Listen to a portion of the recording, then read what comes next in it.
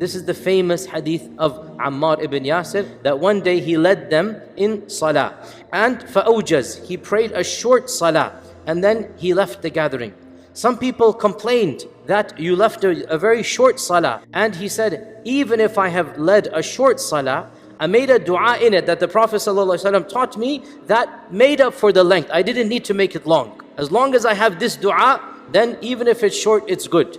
And this shows us an important neglected sunnah, that when we are in sajda, we should prolong the sajda with dua. After we say Subhan Rabbil A'la, Subhan Rabbil A'la, Subhan Rabbil A'la, we should then make dua from the heart.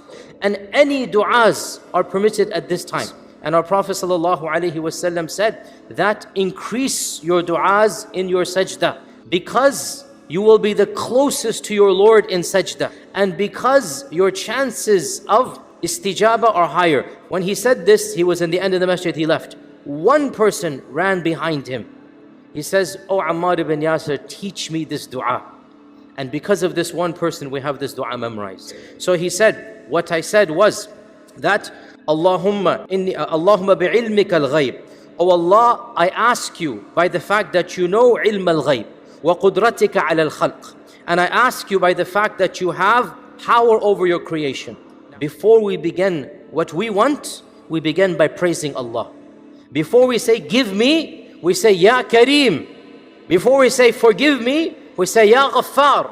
أحيني ما علمت الحياة خيرا لي وتوفني إذا علمت الوفاة خيرا لي. This is the beginning. First thing that you ask. Oh Allah, grant me life as long as you know life is in my best interest.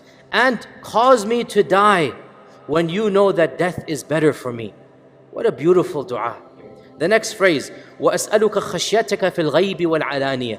I ask you, O Allah, that you grant me a fear of you when people are looking at me and when I'm all alone. وَكَلِمَةَ الْحَقِّ فِي الرِّضَى وَالْغَضَبِ. And I ask you that I always speak the truth. Whether I'm happy or whether I'm angry, my tongue has to be mustaqim. وَأَسْأَلُكَ الْقَصْدَ فِي الْفَقْرِ وَالْغِنَى. And I ask you, O Allah, al-qasd, moderation. Moderation here, I don't want to be extreme in either giving everything or withholding everything. وَأَسْأَلُكَ نَعِيمًا لَا يَنْفَذْ وَأَسْأَلُكَ قُرَّةَ عَيْنٍ لَا تَنْقَطِعْ. Oh Allah, I ask you blessings that never stop, and a coolness of the eye that will never cease. So continue to bless me, bless me, bless me. And the hadith goes on, وَأَسْأَلُكَ الرِّضَى بَعْدَ الْقَضَى. Beautiful phrase here. I ask you, O Allah, that after your decree comes, you grant me contentment of that decree.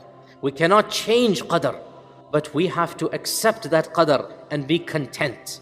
So this is the next phrase. Few phrases left here. وَأَسْأَلُكَ بَرَدَ الْعَيْشِ بَعْدَ الْمَوْتِ. And O Allah, I ask you for the coolness of living after death. After I die, I want to live a good life. وَأَسْأَلُكَ لَذَّةَ النَّظَرِ إِلَى وَجْهِكَ.